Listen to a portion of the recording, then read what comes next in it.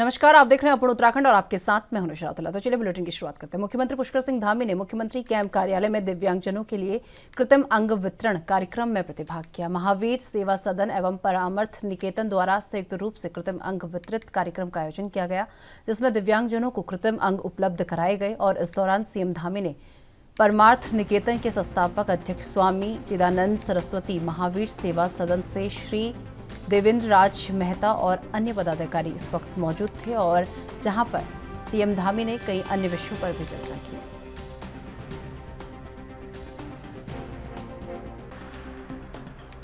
सबका अभिनंदन करता हूं, आपको प्रणाम करता हूं कि आप सब लोग यहां पर पधारे हैं और एक ऐसा कार्य जो कोई ईश्वरीय कार्य है, उस कार्य में आप लोग लगे हुए हैं। भगवान की कृपा तो आपके ऊपर है ही है, क्योंकि अगर भगवान की कृपा न हो तो कोई भी व्यक्ति परमार्थ का काम नहीं कर पाता है।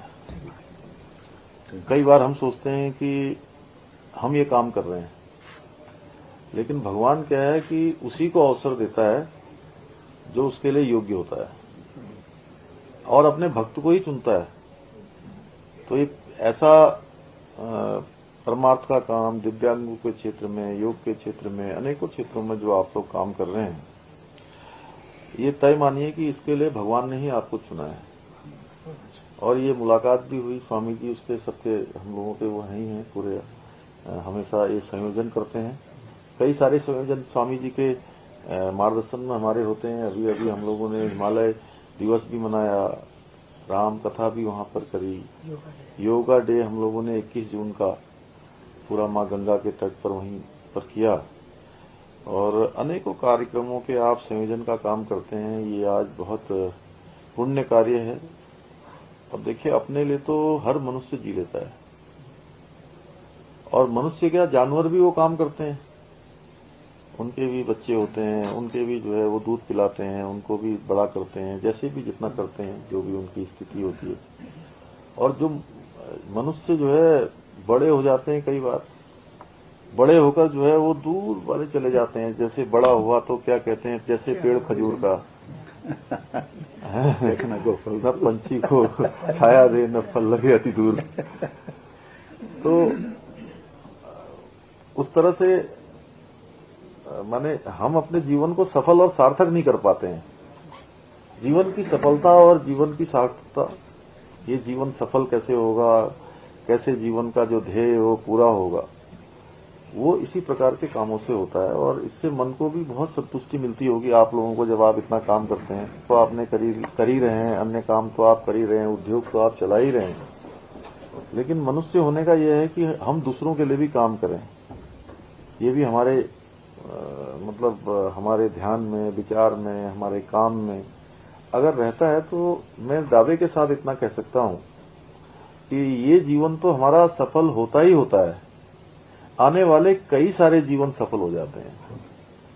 अब स्वामी जी जैसे हमारे इस बार देखिए तपस्या कर रहे हैं, अब पता नहीं अगले जन्म में कहाँ पैदा होंगे।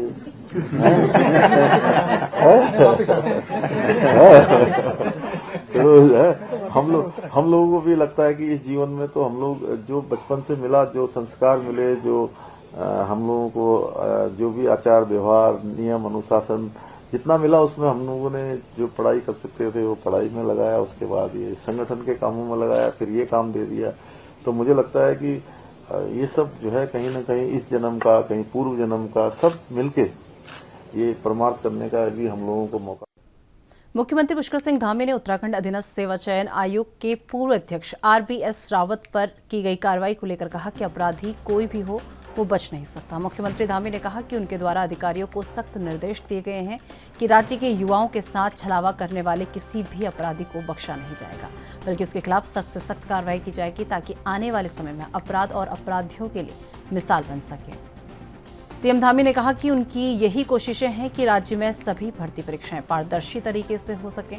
और इसके अलावा सीएम ने कहा कि STF ने जांच में अभी तक अच्छा काम किया है, इससे उम्मीद है कि दोषियों को कड़ी सजा देने का काम भी करेगी। उसके बाद हरीश रावत जी ने माफी मांगी है कि मेरे से गलती हो गई, उत्तराखंड की जनता से भी माफी मांगी है कि गलत चयन हो गया। देखिए, उसके बारे में मैं पहले ही कह चुका हूं कि कोई भी चाहे जो भी उसमें जिम्मेदार होगा उस पर कार्रवाई होगी। हमारे बेटे बेटियों के साथ जो अपराध हुआ है, जिस प्रकार का धोखा हुआ है, वो किसी कीमत पर भी बर्दाश्त नहीं किया जा सकता है। और हमने कहा है कि अंतिम व्यक्ति जब तक नहीं पकड़ा जाएगा तब तक कार्रवाई चलेगी। एसटीएफ अच्छा काम कर रही है, लगातार कार्रवाई कर रही है और आगे भी कार्रवाई होंगी। और इसके पीछे हमारा हेतु है कि एक तरफ जहां आने वाले समय में परीक्षाएं बिल्कुल निष्पक्ष हों, परीक्षाएं पारदर्शी तरीके से हों, वही भविष्य के लिए ये एक हमारे यहाँ नज़ीर भी बनेगी उत्तराखंड के अंदर कि कोई भी गलत काम करने के बारे में नहीं सोचेगा, कोई भी इस प्रकार के अपराध करने के बारे में नहीं सोचेगा, कोई धोखाधड़ी की बात नहीं सोचेगा। इसलिए ये कार्रवाई लगातार चलेगी और जब तक कि अंतिम व्यक्ति इसमें नहीं पकड़ा जाएगा। हरीश रावत जी की माफी को किस तरीके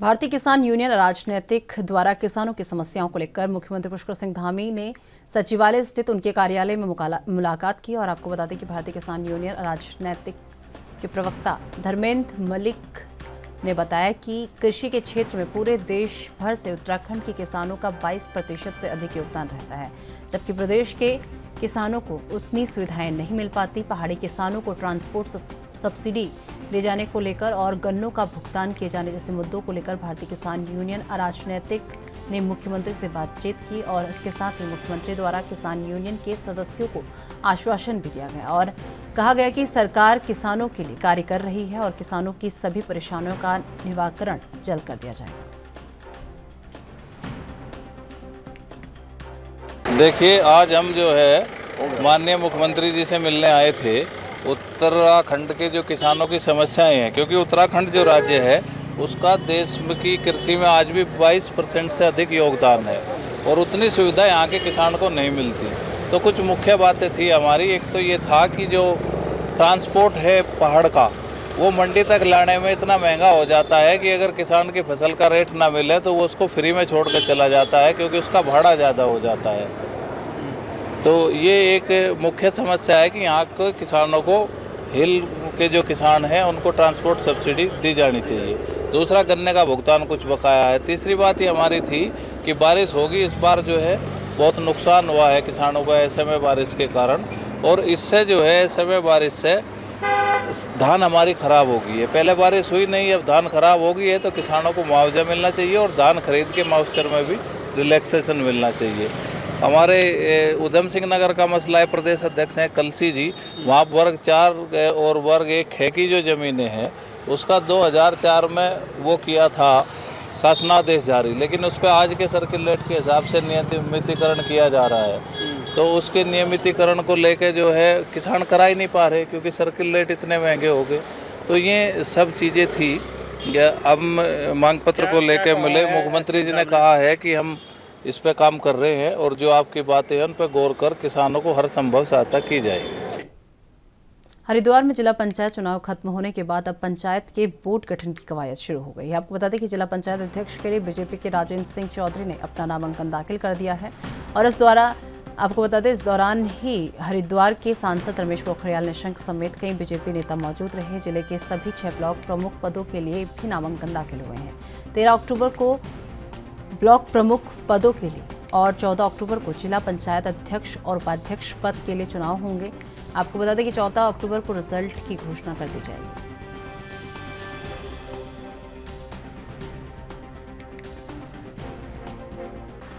बेहतर रहे और आज के परिणाम भी ऐतिहासिक रहेंगे, चाहे वो जिला पंचायत अध्यक्ष जी का हो, चाहे उपाध्यक्ष जिला पंचायत हो, और चाहे ब्लॉकों में ब्लॉक प्रमुख हो, ज्येष्ठ प्रमुख हो, कनिष्ठ प्रमुख हो। मुझे लगता है कि 33 साल में भारतीय जनता पार्टी एक नया इतिहास रचेगी हरिद्वार जिले में।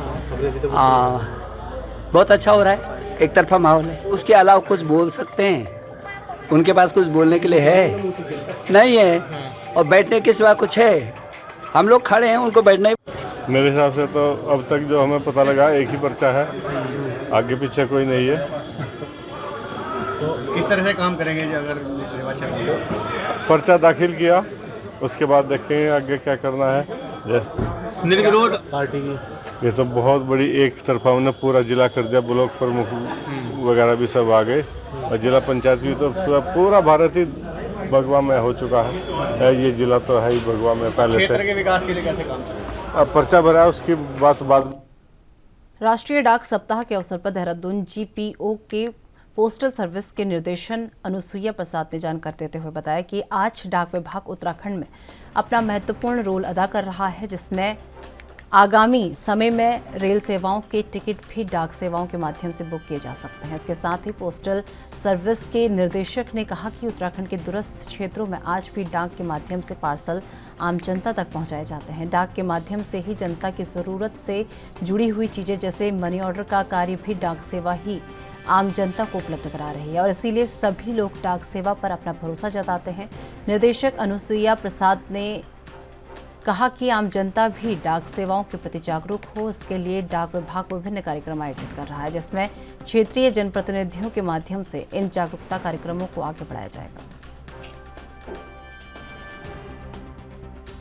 देखिए, मैंने आपको अभी इससे पहले वक्तव्य में आपको बहुत सारे ऐसे चीज़ों के बारे में बताया जिससे कि ये पता चलता है कि डाक विभाग आज भी प्रासंगिक है, बल्कि में कुछ मामलों में ये और भी ज़्यादा प्रासंगिक हो गया है। जैसे हमने बताया कि आपका जैसे पार्सल की डिलीवरी है, आज हम लोग कोशिश कर रहे हैं, आप भले ही लोग जो है अमेजन से आर्टिकल अपना पार्सल मंगाते हैं, लेकिन अगर उत्तराखंड की अगर बात करें, उत्तराखंड के परिप्रेक्ष्य में अगर उसको गांव में अगर अमेजन के पार्सल की डिलीवरी सुनिश्चित करनी है तो वो भी डाक विभाग के माध्यम से करता है। तो ये एक उसका प्रासंगिकता का उदाहरण है।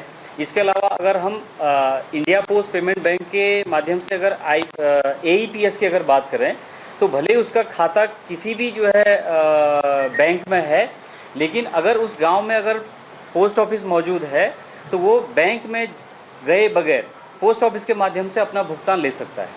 तो ये कुछ ऐसी चीज़ें हैं जो ये दिखाता है कि डाक विभाग जो है आज और भी ज़्यादा प्रासंगिक हो गया है। श्री हेमकुंड साहिब जी के कपाट सोमवार को शीतकाल के लिए बंद कर दिए गए हैं। आपको बता दें कि विधि विधान और अंतिम अरदास के साथ सोमवार दोपहर 1:30 बजे बैंड की मधुर धुन और पंच प्यारों की अगुवाई में कपाट बंद कर दिए गए हैं। करीब 2500 से अधिक श्रद्धालु इस अलौकिक पल के साक्षी बने। बताते चले कि हेमकुंड साहिब में पिछले 2 दिन से बर्फबारी हो रही है और सोमवार सुबह भी हल्की बर्फबारी हुई। इसके बावजूद 2500 से अधिक श्रद्धालु धाम में मौजूद रहे और समुद्र तल से 15,225 फीट की ऊंचाई पर चमोली जिले में स्थित हेमकुंड साहिब के कपाट 22 मई को खुले थे। इस बार 1.89 लाख श्रद्धालु हेमकुंड साहिब में मत्था टेका और इस दौरान जो बोले सोनिहार सत श्री अकाल के जय घोष से माहौल भक्तिमय हो गया।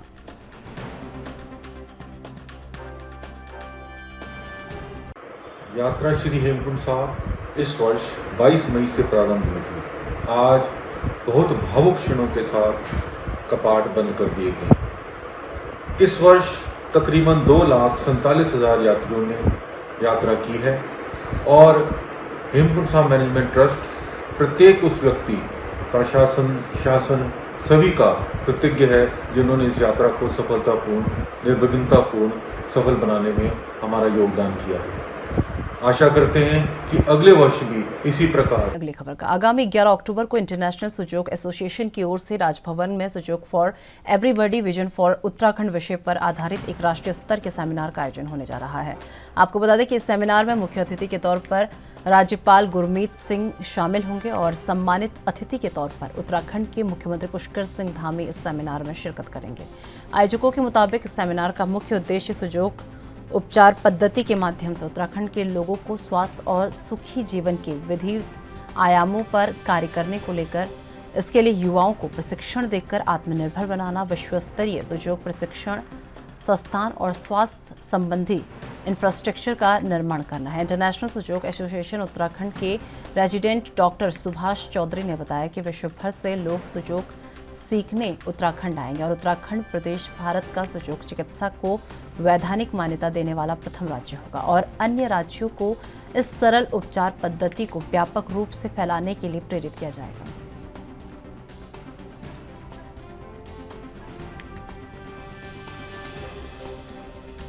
थेरेपी अपने आप में एक संपूर्ण स्वास्थ्य चिकित्सा पद्धति है और जब कोई संपूर्ण रूप से स्वास्थ्य चिकित्सा पद्धति हो तो स्वाभाविक रूप से मानव शरीर में होने वाली हर एक समस्या का निदान एवं उपचार किया जा सकता है।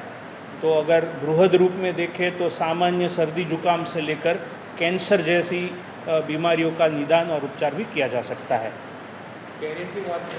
हम आजकल देख रहे हैं कि लोगों की मेडिकल साइंस के प्रति रुचि बहुत रहती है और कोविड के टाइम में हमने देखा भी कि मेडिकल साइंस के अलावा ये जितनी भी ऑल्टरनेटिव और कॉम्प्लीमेंट्री चिकित्सा पद्धति है उसके प्रति लोगों का रुझान बढ़ा है, उनके प्रति लोगों का विश्वास बढ़ा है।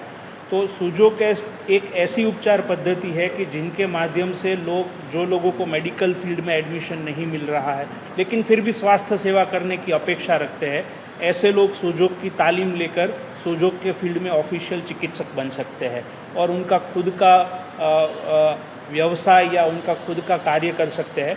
और स्वाभाविक रूप से अगर यहाँ पर राज्य सरकार की हमें मदद मिलती है, सुजोग रिकग्नाइज होता है, तो यूनिवर्सिटी स्तर पर उनके अभ्यासक्रम शुरू किए जा सकते हैं और करियर की अपॉर्चुनिटीज़ भी क्रिएट की जा सकती है।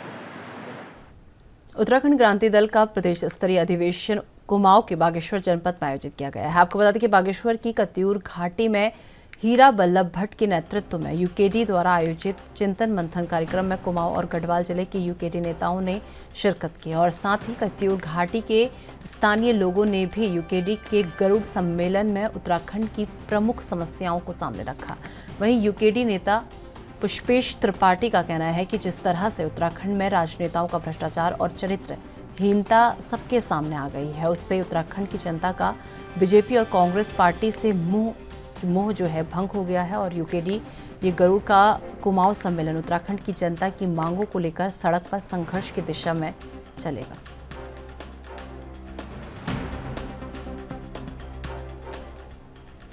आपको बता दें कि उत्तराखंड क्रांति दल का प्रदेश स्तरीय अधिवेशन कुमाऊं के बागेश्वर जनपद में आयोजित किया गया। बागेश्वर की कत्यूर घाटी में हीरा बल्लभ भट्ट के नेतृत्व में यूकेडी द्वारा आयोजित चिंतन मंथन कार्यक्रम में कुमाऊं और गढ़वाल जिले के यूकेडी नेताओं ने शिरकत की और साथ ही आपको बता दें कि कत्यूर घाटी के स्थानीय लोगों ने यूकेडी में गरुड़ सम्मेलन में उत्तराखंड की प्रमुख समस्याओं को सामने रखा और वहीं यूकेडी नेता पुष्पेश त्रिपाठी का कहना है कि जिस तरह से उत्तराखंड में राजनेताओं का भ्रष्टाचार और चरित्रहीनता सबके सामने आ गई है, उससे उत्तराखंड की जनता का बीजेपी और कांग्रेस से मोह भंग हो गया।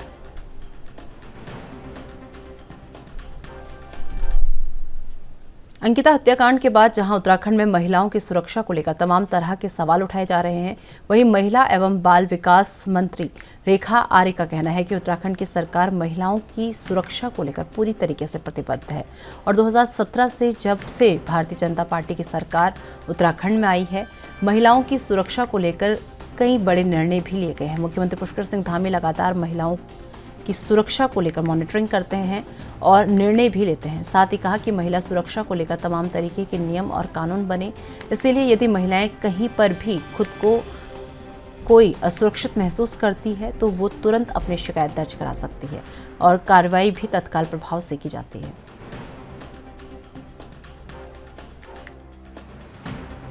जनता पार्टी की लगातार ये दूसरा जो है सरकार का कालखंड है।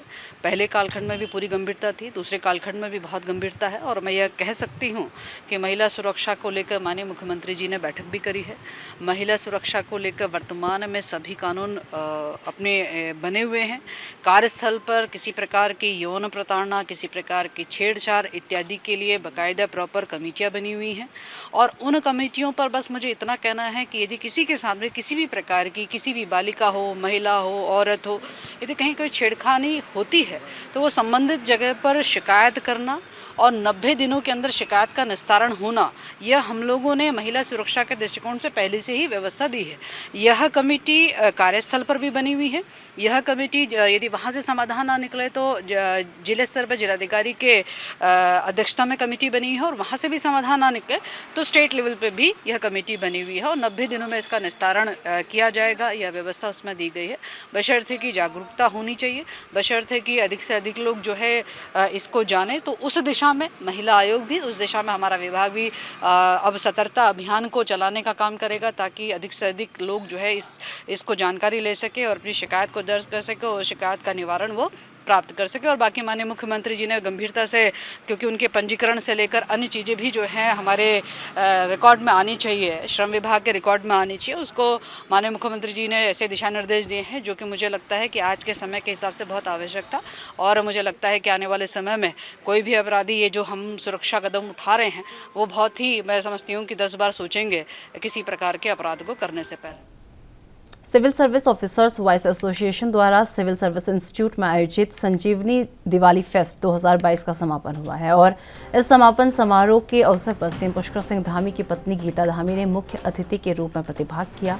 इस दौरान उन्होंने कार्यक्रम में विभिन्न जिलों से आए करीब 70 स्टॉलों का अवलोकन किया, जिसमें उत्तराखंड के स्थानीय उत्पादों एवं खानपान की प्रमुखता से दर्शाया गया था। इस दौरान उन्होंने स्थानीय उत्पादों की खरीद की एवं उससे संबंधित जानकारियां प्राप्त की। गीता धामी ने संजीवनी की ओर से आयोजित फेस्ट की सराहना करते हुए कहा कि जहां एक ओर सभी अधिकारी उत्तराखंड के विकास में अहम भूमिका निभा रहे हैं, वहीं महिला समाज सेवा एवं अंत्योदय के भाव के साथ राज्य एवं देश के विकास में अपना सहयोग कर रही है। हमारी ऑफिसर्स वाइफ्स के द्वारा यहाँ पे स्थानीय उत्पादों को बढ़ावा देने के लिए, ताकि हमारी महिलाएं आत्मनिर्भर बने, सक्षम बने, और उनके द्वारा जो हस्तशिल्प कलाएं हैं, उनके द्वारा जो उत्पाद की गई वस्तुएं हैं, सामग्रियां हैं, यहाँ पे उनको एक प्लेटफॉर्म मिला है, बाजार मिला है। और आज जो है हमारे वे समाज में अंतिम छोर में खड़े हुए वो व्यक्ति जो है लोग, उनको अपने इन उत्पादों को बेचने के लिए यहाँ पे जो मार्केट मिला है, और आज वे जो है आत्मनिर्भर बन रहे हैं, अपने घर का जो है खर्च चला रहे हैं। मैं समझती हूँ कि ये बहुत ही सराहनीय। उत्तराखंड में बिना मान्यता चल रहे मदरसों को अब जल्द ही उत्तराखंड सरकार बंद करने जा रही है। आपको बता दें, इसके लिए समाज कल्याण विभाग ने एक समिति का गठन किया है। समाज कल्याण विभाग मंत्री चंदर राम दास ने दी जानकारी। आपको बताते उन्होंने कहा कि जो ये निर्धारित करेगी कि बिना मान्यता के कोई मदरसा तो नहीं चल रहा। इतना ही नहीं, ऐसे मदरसों को 1 महीने का समय दिया जा रहा है, वो अपनी मान्यता करा लें, नहीं तो उनके बाद उन मदरसों को बंद करने की कार्रवाई की जाएगी।